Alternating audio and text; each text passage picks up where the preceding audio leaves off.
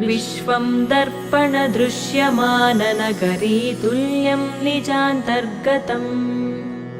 पश्यन्नात्मनि मायया बहिरिवोद्भूतं यथा निद्रया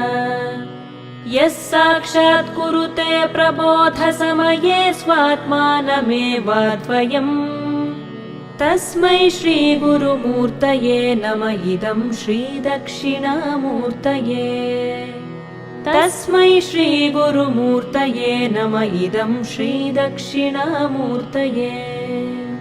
बीजस्यान्तरिवाङ्कुरो जगदिदं प्राङ्निर्विकल्पं पुनः मायाकल्पितदेशकालकलना वैचित्र्यचित्रीकृतम् मायावीव विजृम्भयत्यपि महायोगी वयस्वेच्छया तस्मै श्रीगुरु